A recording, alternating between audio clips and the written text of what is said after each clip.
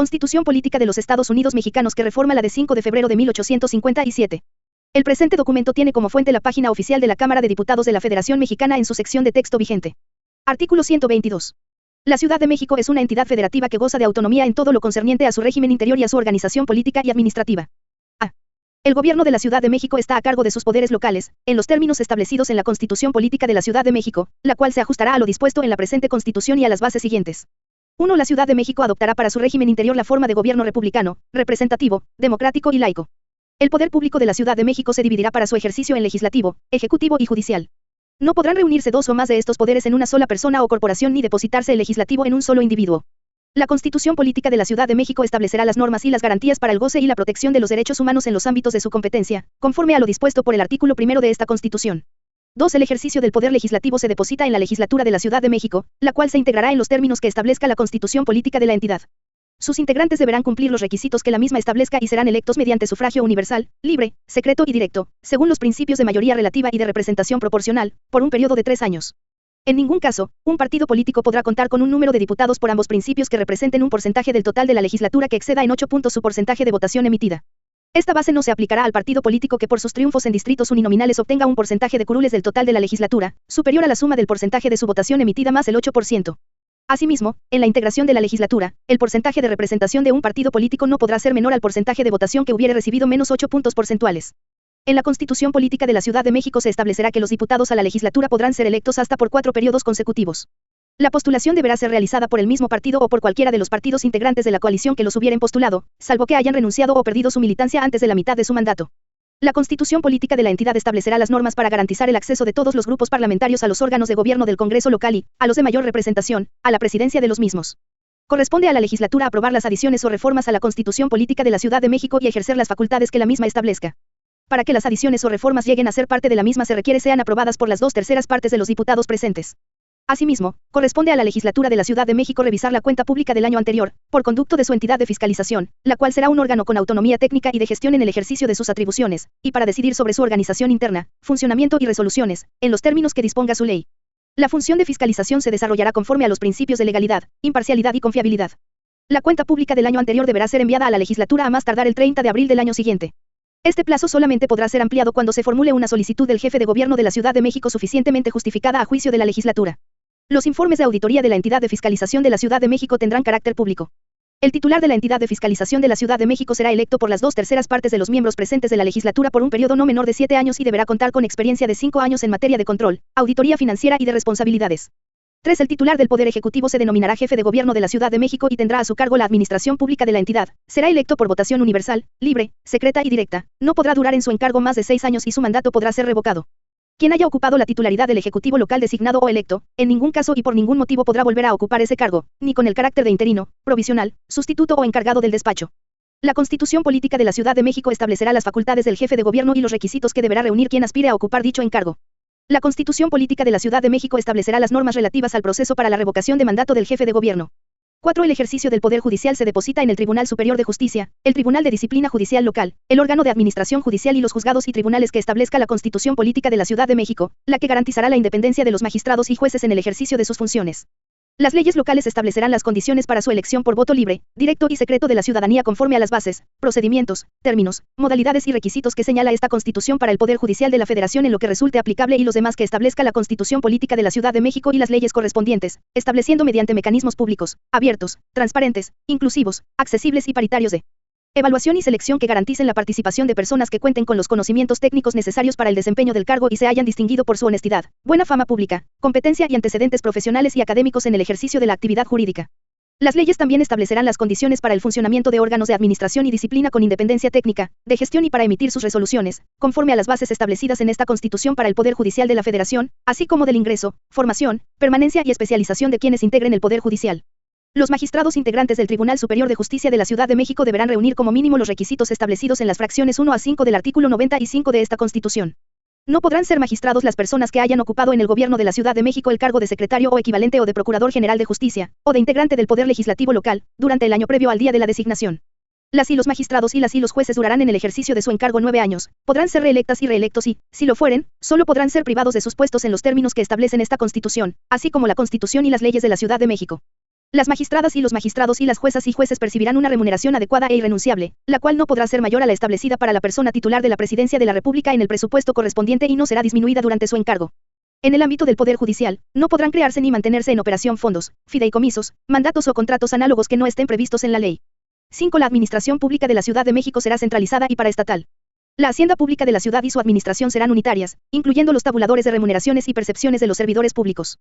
El régimen patrimonial de la administración pública centralizada también tendrá carácter unitario. La hacienda pública de la Ciudad de México se organizará conforme a criterios de unidad presupuestaria y financiera.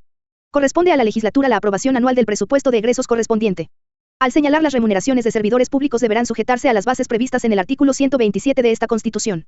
Los poderes legislativo, ejecutivo y judicial, así como los organismos con autonomía constitucional, deberán incluir dentro de sus proyectos de presupuestos los tabuladores desglosados de las remuneraciones que se propone perciban sus servidores públicos.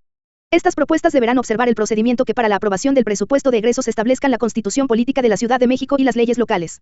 Las leyes federales no limitarán la facultad de la Ciudad de México para establecer las contribuciones sobre la propiedad inmobiliaria, su fraccionamiento, división, consolidación, traslación y mejora, así como las que tengan por base el cambio de valor de los inmuebles y las derivadas de la prestación de servicios públicos a su cargo, ni concederán exenciones en relación con las mismas. Las leyes de la Ciudad de México no establecerán exenciones o subsidios en favor de persona o institución alguna respecto de dichas contribuciones. Solo estarán exentos los bienes del dominio público de la Federación, de las entidades federativas o de los municipios, salvo que tales bienes sean utilizados por entidades paraestatales o por particulares, bajo cualquier título, para propósitos distintos a los de su objeto público.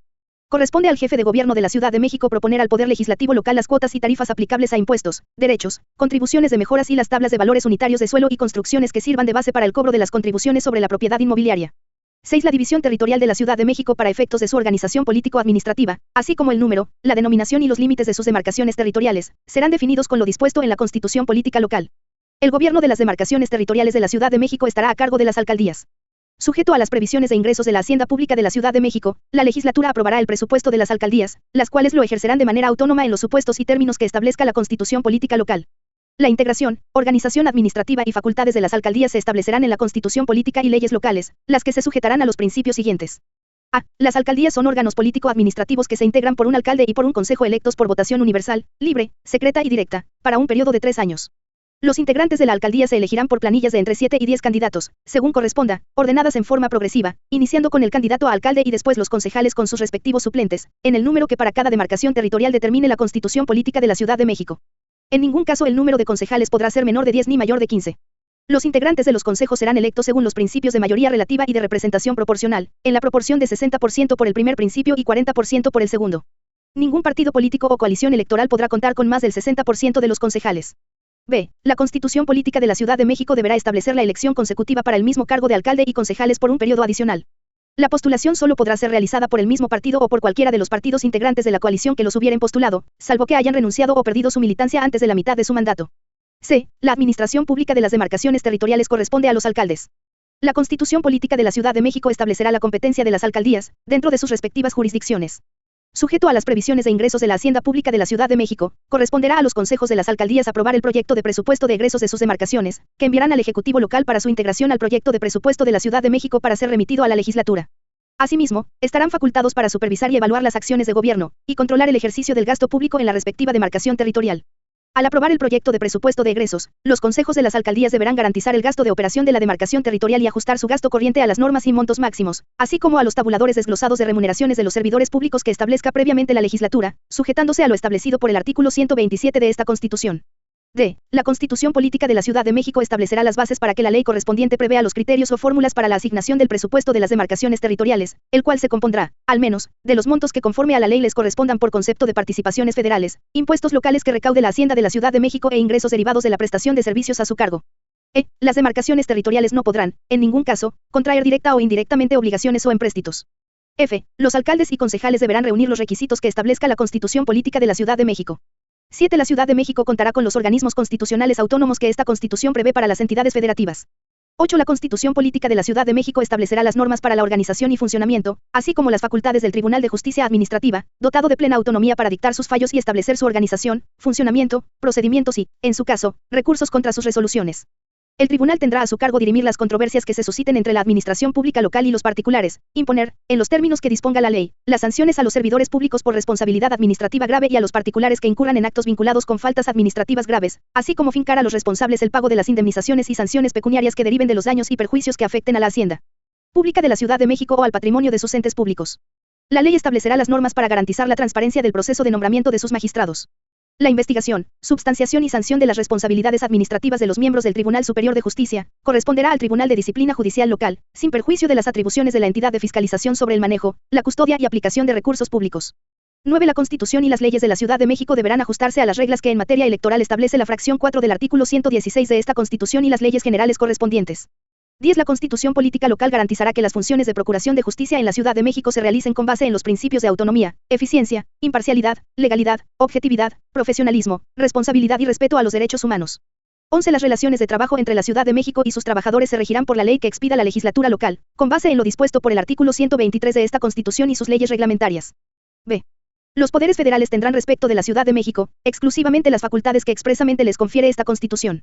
El gobierno de la Ciudad de México, dado su carácter de capital de los Estados Unidos mexicanos y sede de los poderes de la Unión, garantizará, en todo tiempo y en los términos de este artículo, las condiciones necesarias para el ejercicio de las facultades constitucionales de los poderes federales.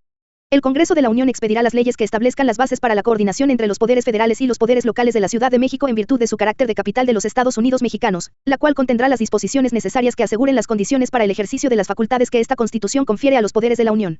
La Cámara de Diputados, al dictaminar el proyecto de presupuesto de egresos de la Federación, analizará y determinará los recursos que se requieran para apoyar a la Ciudad de México en su carácter de capital de los Estados Unidos mexicanos y las bases para su ejercicio. Corresponde al jefe de gobierno de la Ciudad de México la dirección de las instituciones de seguridad pública de la entidad, en los términos que establezca la Constitución política de la Ciudad de México y las leyes locales, así como nombrar y remover libremente al servidor público que ejerza el mando directo de la fuerza pública. En la Ciudad de México será aplicable respecto del presidente de los Estados Unidos mexicanos, lo dispuesto en el segundo párrafo de la fracción 7 del artículo 115 de esta Constitución. El Ejecutivo Federal podrá remover al servidor público que ejerza el mando directo de la fuerza pública a que se refiere el párrafo anterior, por causas graves que determine la ley que expida el Congreso de la Unión en los términos de esta base. Los bienes inmuebles de la Federación ubicados en la Ciudad de México estarán exclusivamente bajo la jurisdicción de los poderes federales. C.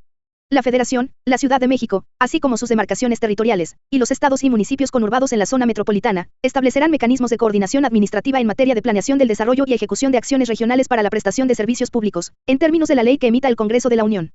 Para la eficaz coordinación a que se refiere el párrafo anterior, dicha ley establecerá las bases para la organización y funcionamiento del Consejo de Desarrollo Metropolitano, al que corresponderá acordar las acciones en materia de asentamientos humanos, movilidad y seguridad vial, protección al ambiente, preservación y restauración del equilibrio ecológico, transporte, tránsito, agua potable y drenaje, recolección, tratamiento y disposición de desechos sólidos, y seguridad pública. La ley que emita el Congreso de la Unión establecerá la forma en la que se tomarán las determinaciones del Consejo de Desarrollo Metropolitano, mismas que podrán comprender: A. La delimitación de los ámbitos territoriales y las acciones de coordinación para la operación y funcionamiento de obras y servicios públicos de alcance metropolitano. B. Los compromisos que asuma cada una de las partes para la asignación de recursos a los proyectos metropolitanos. C. La proyección conjunta y coordinada del desarrollo de las zonas conurbadas y de prestación de servicios públicos. D. Las prohibiciones y limitaciones que esta Constitución establece para los estados aplicarán a la Ciudad de México. Título 6. Del trabajo y de la previsión social. Artículo 123. Toda persona tiene derecho al trabajo digno y socialmente útil. Al efecto, se promoverá la creación de empleos y la organización social de trabajo, conforme a la ley. El Congreso de la Unión, sin contravenir a las bases siguientes, deberá expedir leyes sobre el trabajo, las cuales regirán: A. Entre los obreros, jornaleros, empleados domésticos, artesanos y, de una manera general, todo contrato de trabajo. 1. La duración de la jornada máxima será de 8 horas. 2. La jornada máxima de trabajo nocturno será de 7 horas. Quedan prohibidas las labores insalubres o peligrosas, el trabajo nocturno industrial y todo otro trabajo después de las 10 de la noche, de los menores de 16 años. 3. Queda prohibida la utilización del trabajo de los menores de 15 años. Los mayores de esta edad y menores de 16 tendrán como jornada máxima la de 6 horas. 4. Por cada 6 días de trabajo deberá disfrutar el operario de un día de descanso, cuando menos. 5. Las mujeres durante el embarazo no realizarán trabajos que exijan un esfuerzo considerable y signifiquen un peligro para su salud en relación con la gestación. Gozarán forzosamente de un descanso de 6 semanas anteriores a la fecha fijada aproximadamente para el parto y 6 semanas posteriores al mismo, debiendo percibir su salario íntegro y conservar su empleo y los derechos que hubieren adquirido por la relación de trabajo. En el periodo de lactancia tendrán 2 descansos extraordinarios por día, de media hora cada uno para alimentar a sus hijos. 6. Los salarios mínimos que deberán disfrutar los trabajadores serán generales o profesionales. Los primeros regirán en las áreas geográficas que se determinen, los segundos se aplicarán en ramas determinadas de la actividad económica o en profesiones, oficios o trabajos especiales. El salario mínimo no podrá ser utilizado como índice, unidad, base, medida o referencia para fines ajenos a su naturaleza. Los salarios mínimos generales deberán ser suficientes para satisfacer las necesidades normales de un jefe de familia, en el orden material, social y cultural, y para proveer a la educación obligatoria de los hijos. Los salarios mínimos profesionales se fijarán considerando, además, las condiciones de las distintas actividades económicas. Los salarios mínimos se fijarán por una comisión nacional integrada por representantes de los trabajadores, de los patrones y del gobierno, la que podrá auxiliarse de las comisiones especiales de carácter consultivo que considere indispensables para el mejor desempeño de sus funciones. 7. Para trabajo igual debe corresponder salario igual, sin tener en cuenta sexo ni nacionalidad. 8. El salario mínimo quedará exceptuado de embargo, compensación o descuento. 9. Los trabajadores tendrán derecho a una participación en las utilidades de las empresas, regulada de conformidad con las siguientes normas. A. Una comisión nacional, integrada con representantes de los trabajadores, de los patronos y del gobierno, fijará el porcentaje de utilidades que deba repartirse entre los trabajadores. B. La Comisión Nacional practicará las investigaciones y realizará los estudios necesarios y apropiados para conocer las condiciones generales de la economía nacional. Tomará asimismo en consideración la necesidad de fomentar el desarrollo industrial del país, el interés razonable que debe percibir el capital y la necesaria reinversión de capitales. C. La misma comisión podrá revisar el porcentaje fijado cuando existan nuevos estudios e investigaciones que los justifiquen. D. La ley podrá exceptuar de la obligación de repartir utilidades a las empresas de nueva creación durante un número determinado y limitado de años, a los trabajos de exploración y a otras actividades cuando lo justifique su naturaleza y condiciones particulares. E. Para determinar el monto de las utilidades de cada empresa se tomará como base la renta gravable de conformidad con las disposiciones de la ley del impuesto sobre la renta. Los trabajadores podrán formular ante la oficina correspondiente de la Secretaría de Hacienda y Crédito Público las objeciones que juzguen convenientes, ajustándose al procedimiento que determine la ley. F. El derecho de los trabajadores a participar en las utilidades no implica la facultad de intervenir en la dirección o administración de las empresas. 10. El salario deberá pagarse precisamente en moneda de curso legal, no siendo permitido hacerlo efectivo con mercancías, ni con vales, fichas o cualquier otro signo representativo con que se pretenda sustituir la moneda. 11. Cuando, por circunstancias extraordinarias deban aumentarse las horas de jornada, se abonará como salario por el tiempo excedente un 100% más de lo fijado para las horas normales. En ningún caso el trabajo extraordinario podrá exceder de 3 horas diarias, ni de 3 veces consecutivas. Los menores de 16 años no serán admitidos en esta clase de trabajos. 12. Toda empresa agrícola, industrial, minera o de cualquier otra clase de trabajo, estará obligada, según lo determinen las leyes reglamentarias, a proporcionar a los trabajadores habitaciones cómodas e higiénicas. Esta obligación se cumplirá mediante las aportaciones que las empresas hagan a un Fondo Nacional de la Vivienda a fin de constituir depósitos en favor de sus trabajadores y establecer un sistema de financiamiento que permita otorgar a estos crédito barato y suficiente para que adquieran en propiedad tales habitaciones. Se considera de utilidad social la expedición de una ley para la creación de un organismo integrado por representantes del gobierno federal, de los trabajadores y de los patrones, que administre los recursos del Fondo Nacional de la Vivienda. Dicha ley regulará las formas y procedimientos conforme a los cuales los trabajadores podrán adquirir en propiedad las habitaciones antes mencionadas. Las negociaciones a que se refiere el párrafo primero de esta fracción, situadas fuera de las poblaciones, están obligadas a establecer escuelas, enfermerías y demás servicios necesarios a la comunidad. Además, en esos mismos centros de trabajo, cuando su población exceda de 200 habitantes, deberá reservarse un espacio de terreno, que no será menor de 5.000 metros cuadrados, para el establecimiento de mercados públicos, instalación de edificios destinados a los servicios municipales y centros recreativos. Queda prohibido en todo centro de trabajo el establecimiento de expendios de bebidas embriagantes y de casas de juego de azar. 13. Las empresas, cualquiera que sea su actividad, estarán obligadas a proporcionar a sus trabajadores capacitación o adiestramiento para el trabajo. La ley reglamentaria determinará los sistemas, métodos y procedimientos conforme a los cuales los patrones deberán cumplir con dicha obligación. 14. Los empresarios serán responsables de los accidentes del trabajo y de las enfermedades profesionales de los trabajadores, sufridas con motivo o en ejercicio de la profesión o trabajo que ejecuten. Por lo tanto, los patronos deberán pagar la indemnización correspondiente, según que haya traído como consecuencia la muerte o simplemente incapacidad temporal o permanente para trabajar, de acuerdo con lo que las leyes determinen. Esta responsabilidad subsistirá aún en el caso de que el patrono contrate el trabajo por un intermediario. 15. El patrón estará obligado a observar, de acuerdo con la naturaleza de su negociación, los preceptos legales sobre higiene y seguridad en las instalaciones de su establecimiento, y a adoptar las medidas adecuadas para prevenir accidentes en el uso de las máquinas, instrumentos y materiales de trabajo, así como a organizar de tal manera que resulte la mayor garantía para la salud y la vida de los trabajadores, y del producto de la concepción, cuando se trate de mujeres embarazadas. Las leyes contendrán, al efecto, las sanciones procedentes en cada caso. 16. Tanto los obreros como los empresarios tendrán derecho para coaligarse en defensa de sus respectivos intereses, formando sindicatos, asociaciones profesionales, etc. 17. Las leyes reconocerán como un derecho de los obreros y de los patronos, las huelgas y los paros. 18. Las huelgas serán lícitas cuando tengan por objeto conseguir el equilibrio entre los diversos factores de la producción, armonizando los derechos del trabajo con los del capital. En los servicios públicos será obligatorio para los trabajadores dar aviso, con 10 días de anticipación, a los tribunales laborales, de la fecha señalada para la suspensión del trabajo. Las huelgas serán consideradas como ilícitas únicamente cuando la mayoría de los huelguistas ejerciera actos violentos contra las personas o las propiedades, o en caso de guerra, cuando aquellos pertenezcan a los establecimientos y servicios que dependan del gobierno.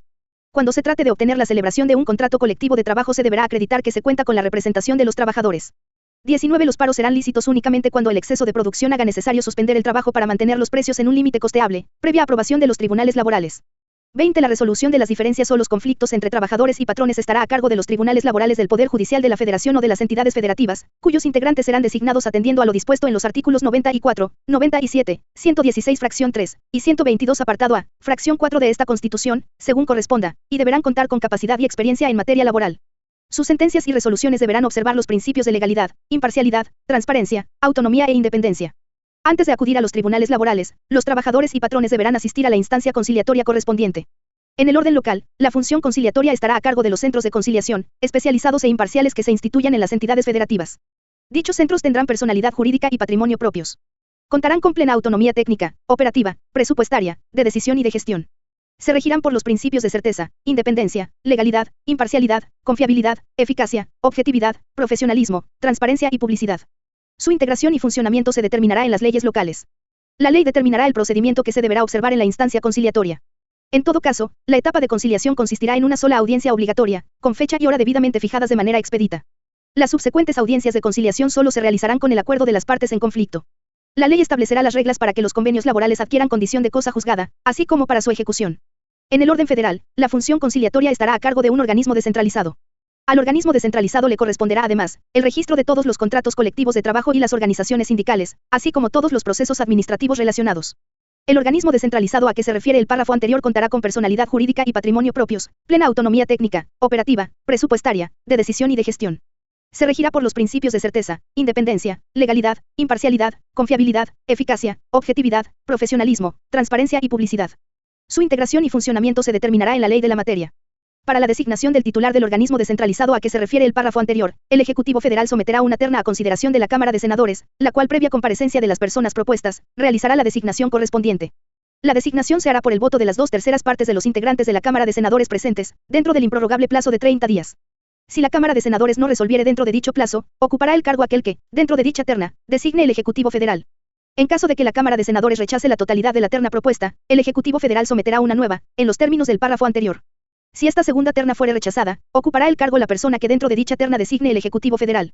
El nombramiento deberá recaer en una persona que tenga capacidad y experiencia en las materias de la competencia del organismo descentralizado, que no haya ocupado un cargo en algún partido político, ni haya sido candidato a ocupar un cargo público de elección popular en los 3 años anteriores a la designación, y que goce de buena reputación y no haya sido condenado por delito doloso. Asimismo, deberá cumplir los requisitos que establezca la ley. Desempeñará su encargo por periodos de 6 años y podrá ser reelecto por una sola ocasión. En caso de falta absoluta, el sustituto será nombrado para concluir el periodo respectivo. Solo podrá ser removido por causa grave en los términos del título 4 de esta Constitución y no podrá tener ningún otro empleo, cargo o comisión, con excepción de aquellos en que actúen en representación del organismo y de los no remunerados en actividades docentes, científicas, culturales o de beneficencia. 21. Si el patrono se negare a someter sus diferencias al arbitraje o a cumplir con la resolución, se dará por terminado el contrato de trabajo y quedará obligado a indemnizar al obrero con el importe de 3 meses de salario, además de la responsabilidad que le resulte del conflicto.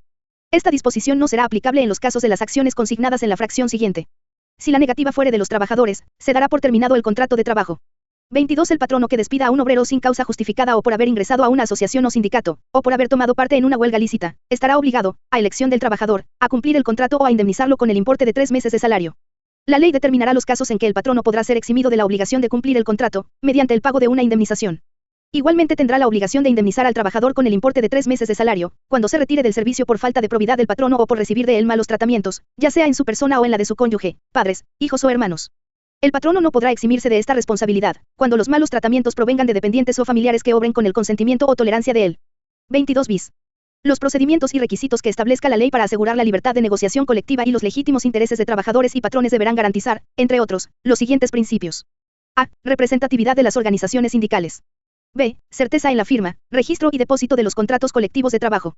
Para la resolución de conflictos entre sindicatos, la solicitud de celebración de un contrato colectivo de trabajo y la elección de dirigentes, el voto de los trabajadores será personal, libre y secreto. La ley garantizará el cumplimiento de estos principios. Con base en lo anterior, para la elección de dirigentes, los estatutos sindicales podrán, de conformidad con lo dispuesto en la ley, fijar modalidades procedimentales aplicables a los respectivos procesos. 23. Los créditos en favor de los trabajadores por salario o sueldos devengados en el último año y por indemnizaciones tendrán preferencia sobre cualesquiera otros en los casos de concurso o de quiebra. 24. De las deudas contraídas por los trabajadores a favor de sus patronos, de sus asociados, familiares o dependientes, solo será responsable el mismo trabajador, y en ningún caso y por ningún motivo se podrá exigir a los miembros de su familia, ni serán exigibles dichas deudas por la cantidad excedente del sueldo del trabajador en un mes. 25. El servicio para la colocación de los trabajadores será gratuito para estos, ya se efectúe por oficinas municipales, bolsas de trabajo o por cualquier otra institución oficial o particular. En la prestación de este servicio se tomará en cuenta la demanda de trabajo y en igualdad de condiciones, tendrán prioridad quienes representen la única fuente de ingresos en su familia. 26. Todo contrato de trabajo celebrado entre un mexicano y un empresario extranjero deberá ser legalizado por la autoridad municipal competente y visado por el cónsul de la nación a donde el trabajador tenga que ir, en el concepto de que además de las cláusulas ordinarias, se especificará claramente que los gastos de repatriación quedan a cargo del empresario contratante. 27 serán condiciones nulas y no obligarán a los contrayentes, aunque se expresen en el contrato. A. Las que estipulen una jornada inhumana por lo notoriamente excesiva, dada la índole del trabajo. B. Las que fijen un salario que no sea remunerador a juicio de los tribunales laborales. C. Las que estipulen un plazo mayor de una semana para la percepción del jornal. D. Las que señalen un lugar de recreo, fonda, café, taberna, cantina o tienda para efectuar el pago del salario, cuando no se trate de empleados en esos establecimientos. E. Las que entrañen obligación directa o indirecta de adquirir los artículos de consumo en tiendas o lugares determinados. F. Las que permitan retener el salario en concepto de multa. G. Las que constituyan renuncia hecha por el obrero de las indemnizaciones a que tenga derecho por accidente del trabajo, y enfermedades profesionales, perjuicios ocasionados por el incumplimiento del contrato o despedírsele de la obra. H. Todas las demás estipulaciones que impliquen renuncia de algún derecho consagrado a favor del obrero en las leyes de protección y auxilio a los trabajadores. 28. Las leyes determinarán los bienes que constituyan el patrimonio de la familia, bienes que serán inalienables, no podrán sujetarse a gravámenes reales ni embargos, y serán transmisibles a título de herencia con simplificación de las formalidades de los juicios sucesorios.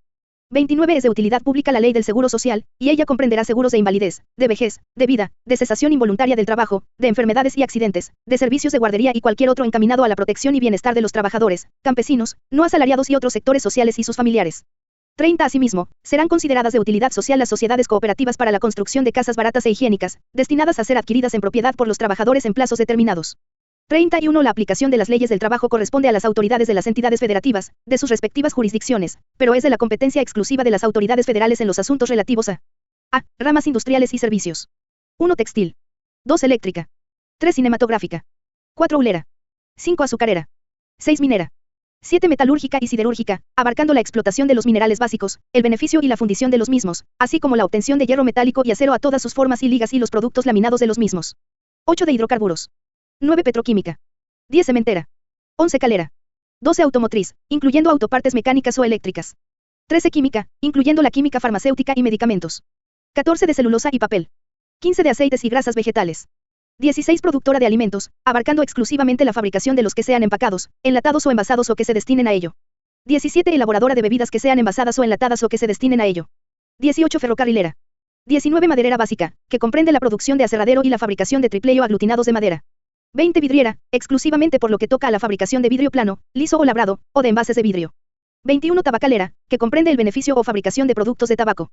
22. Servicios de banca y crédito. B. Empresas. 1. Aquellas que sean administradas en forma directa o descentralizada por el gobierno federal. 2. Aquellas que actúen en virtud de un contrato o concesión federal y las industrias que les sean conexas.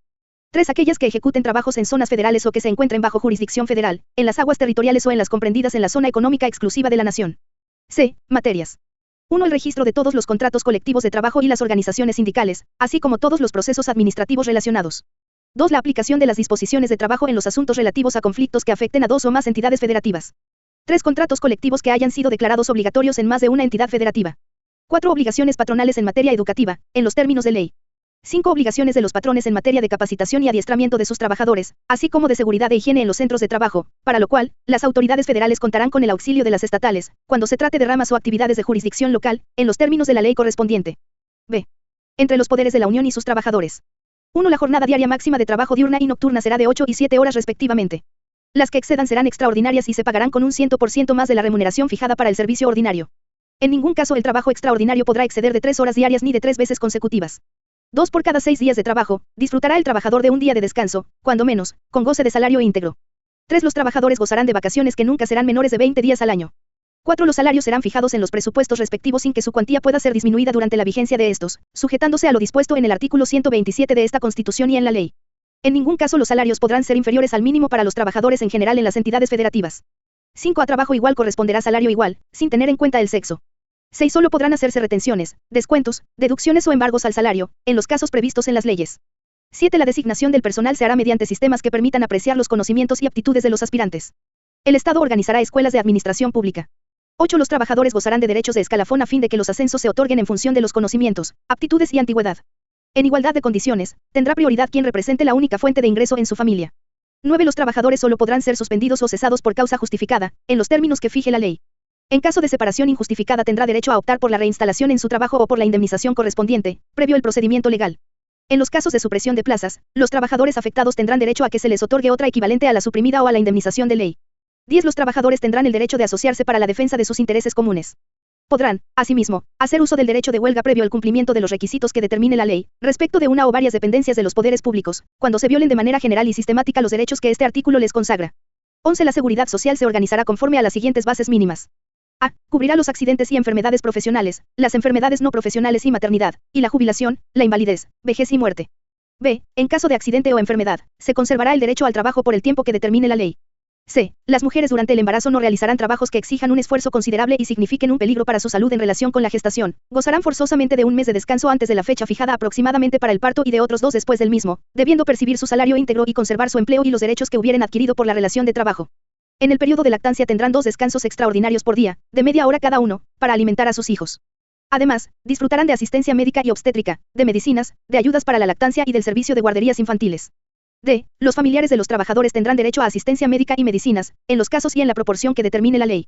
E. Se establecerán centros para vacaciones y para recuperación, así como tiendas económicas para beneficio de los trabajadores y sus familiares. F. Se proporcionarán a los trabajadores habitaciones baratas, en arrendamiento o venta, conforme a los programas previamente aprobados. Además, el Estado mediante las aportaciones que haga, establecerá un Fondo Nacional de la Vivienda a fin de constituir depósitos en favor de dichos trabajadores y establecer un sistema de financiamiento que permita otorgar a estos crédito barato y suficiente para que adquieran en propiedad habitaciones cómodas e higiénicas, o bien para construirlas, repararlas, mejorarlas o pagar pasivos adquiridos por estos conceptos. Las aportaciones que se hagan a dicho fondo serán enteradas al organismo encargado de la seguridad social regulándose en su ley y en las que corresponda, la forma y el procedimiento conforme a los cuales se administrará el citado fondo y se otorgarán y adjudicarán los créditos respectivos. 12. Los conflictos individuales, colectivos o intersindicales serán sometidos a un Tribunal Federal de Conciliación y Arbitraje integrado según lo prevenido en la ley reglamentaria. Los conflictos entre el Poder Judicial de la Federación y sus servidores, así como los que se susciten entre la Suprema Corte de Justicia y sus empleados, serán resueltos por el Tribunal de Disciplina Judicial. 13. Los militares, marinos, integrantes de la Guardia Nacional, personal del Servicio Exterior, agentes del Ministerio Público, peritos y los miembros de las instituciones policiales, se regirán por sus propias leyes. Los agentes del Ministerio Público, los peritos y los miembros de las instituciones policiales de la Federación, las entidades federativas y los municipios, podrán ser separados de sus cargos si no cumplen con los requisitos que las leyes vigentes en el momento del acto señalen para permanecer en dichas instituciones, o removidos por incurrir en responsabilidad en el desempeño de sus funciones. Si la autoridad jurisdiccional resolviere que la separación, remoción, baja, cese o cualquier otra forma de terminación del servicio fue injustificada, el Estado solo estará obligado a pagar la indemnización y demás prestaciones a que tenga derecho, sin que en ningún caso proceda su reincorporación al servicio, cualquiera que sea el resultado del juicio o medio de defensa que se hubiere promovido. Las autoridades federales, de las entidades federativas y municipales, a fin de propiciar el fortalecimiento del sistema de seguridad social del personal del Ministerio Público, de las corporaciones policiales y de los servicios periciales, de sus familias y dependientes, instrumentarán sistemas complementarios de seguridad social. El Estado proporcionará a los miembros en el activo del Ejército, Fuerza Aérea, Armada y Guardia Nacional, las prestaciones a que se refiere el inciso F, de la fracción 11 de este apartado, en términos similares y a través del organismo encargado de la seguridad social de los componentes de dichas instituciones. 13 bis. El Banco Central y las entidades de la Administración Pública Federal que formen parte del sistema bancario mexicano regirán sus relaciones laborales con sus trabajadores por lo dispuesto en el presente apartado. 14. La ley determinará los cargos que serán considerados de confianza. Las personas que los desempeñen disfrutarán de las medidas de protección al salario y gozarán de los beneficios de la seguridad social. Título séptimo. Prevenciones generales. Artículo 124. Las facultades que no están expresamente concedidas por esta Constitución a los funcionarios federales, se entienden reservadas a los estados o a la Ciudad de México, en los ámbitos de sus respectivas competencias. Artículo 125. Ningún individuo podrá desempeñar a la vez 2 cargos federales de elección popular ni uno de la Federación y otro de una entidad federativa que sean también de elección, pero el nombrado puede elegir entre ambos el que quiera desempeñar. Artículo 126. No podrá hacerse pago alguno que no esté comprendido en el presupuesto o determinado por la ley posterior. Artículo 127. Los servidores públicos de la Federación, de las entidades federativas, de los municipios y de las demarcaciones territoriales de la Ciudad de México, de sus entidades y dependencias, así como de sus administraciones paraestatales y paramunicipales, fideicomisos públicos, instituciones y organismos autónomos, y cualquier otro ente público, recibirán una remuneración adecuada e irrenunciable por el desempeño de su función, empleo, cargo o comisión, que deberá ser proporcional a sus responsabilidades. Dicha remuneración será determinada anual y equitativamente en los presupuestos de egresos correspondientes, bajo las siguientes bases. 1. Se considera remuneración o retribución toda percepción en efectivo o en especie, incluyendo dietas, aguinaldos, gratificaciones, premios, recompensas, bonos, estímulos, comisiones, compensaciones y cualquier otra, con excepción de los apoyos y los gastos sujetos a comprobación que sean propios del desarrollo del trabajo y los gastos de viaje en actividades oficiales.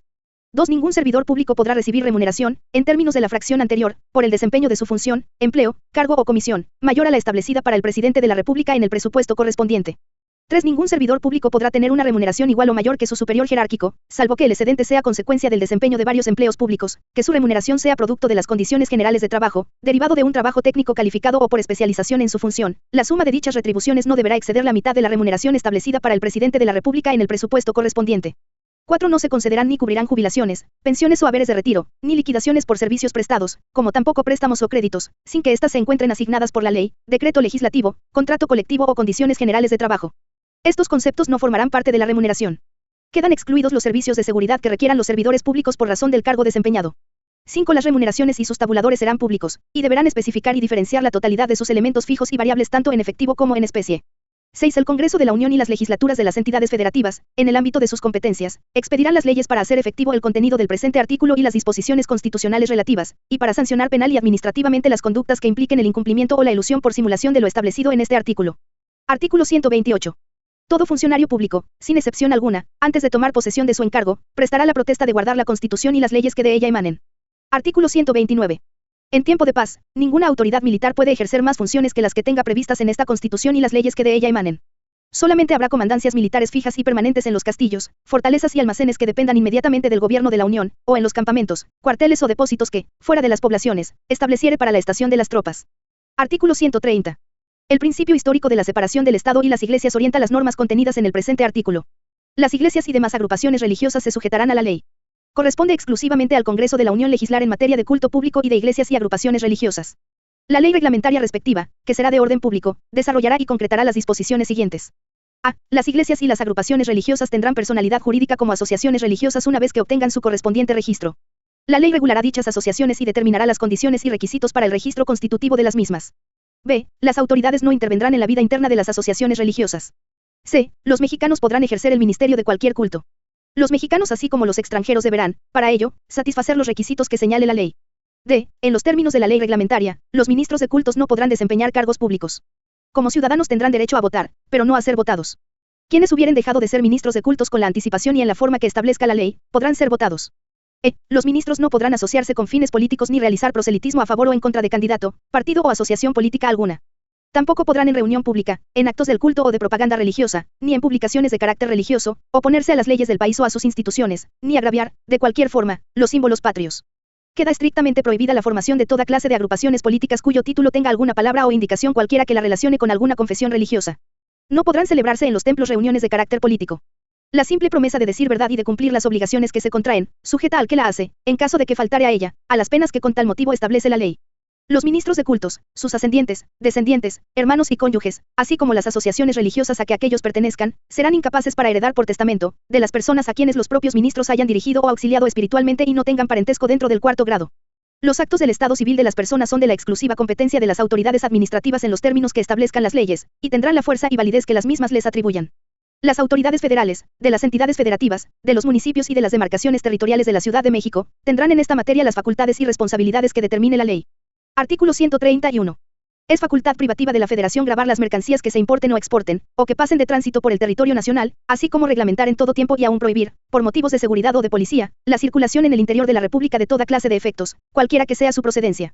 El Ejecutivo podrá ser facultado por el Congreso de la Unión para aumentar, disminuir o suprimir las cuotas de las tarifas de exportación e importación, expedidas por el propio Congreso, y para crear otras, así como para restringir y para prohibir las importaciones, las exportaciones y el tránsito de productos, artículos y efectos, cuando lo estime urgente, a fin de regular el comercio exterior, la economía del país, la estabilidad de la producción nacional, o de realizar cualquiera otro propósito, en beneficio del país. El propio Ejecutivo al enviar al Congreso el presupuesto fiscal de cada año, someterá a su aprobación el uso que hubiese hecho de la facultad concedida. Artículo 132. Los fuertes, los cuarteles, almacenes de depósito y demás bienes inmuebles destinados por el Gobierno de la Unión al servicio público o al uso común, estarán sujetos a la jurisdicción de los poderes federales en los términos que establezca la ley que expedirá el Congreso de la Unión, más para que lo estén igualmente los que en lo sucesivo adquiera dentro del territorio de algún Estado, será necesario el consentimiento de la legislatura respectiva. Artículo 133. Esta Constitución, las leyes del Congreso de la Unión que emanen de ella y todos los tratados que estén de acuerdo con la misma, celebrados y que se celebren por el Presidente de la República, con aprobación del Senado, serán la ley suprema de toda la Unión. Los jueces de cada entidad federativa se arreglarán a dicha Constitución, leyes y tratados, a pesar de las disposiciones en contrario que pueda haber en las constituciones o leyes de las entidades federativas.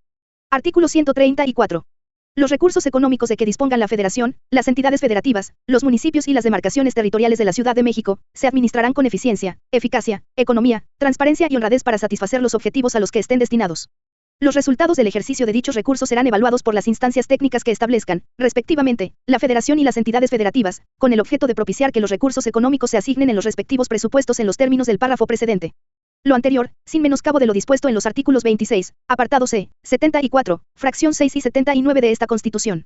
Las adquisiciones, arrendamientos y enajenaciones de todo tipo de bienes, prestación de servicios de cualquier naturaleza y la contratación de obra que realicen, se adjudicarán o llevarán a cabo a través de licitaciones públicas mediante convocatoria pública para que libremente se presenten proposiciones solventes en sobre cerrado, que será abierto públicamente, a fin de asegurar al Estado las mejores condiciones disponibles en cuanto a precio, calidad, financiamiento, oportunidad y demás circunstancias pertinentes.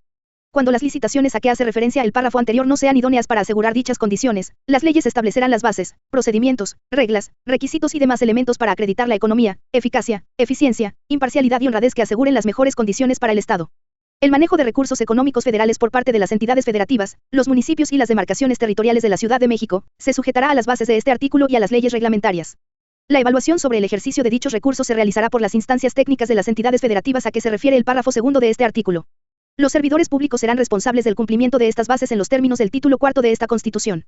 Los servidores públicos de la Federación, las entidades federativas, los municipios y las demarcaciones territoriales de la Ciudad de México, tienen en todo tiempo la obligación de aplicar con imparcialidad los recursos públicos que están bajo su responsabilidad, sin influir en la equidad de la competencia entre los partidos políticos.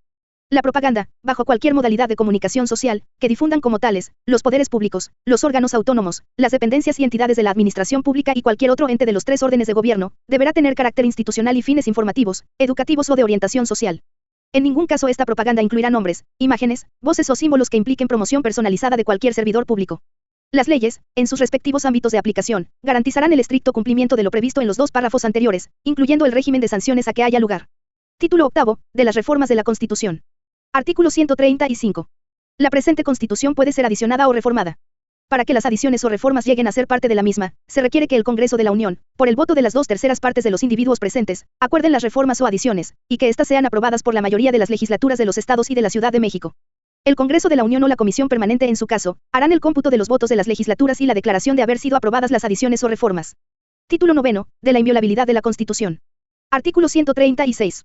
Esta Constitución no perderá su fuerza y vigor, aun cuando por alguna rebelión se interrumpa su observancia. En caso de que por cualquier trastorno público, se establezca un gobierno contrario a los principios que ella sanciona, tan luego como el pueblo recobre su libertad, se restablecerá su observancia, y con arreglo a ella y a las leyes que en su virtud se hubieren expedido, serán juzgados, así los que hubieren figurado en el gobierno emanado de la rebelión, como los que hubieren cooperado a esta.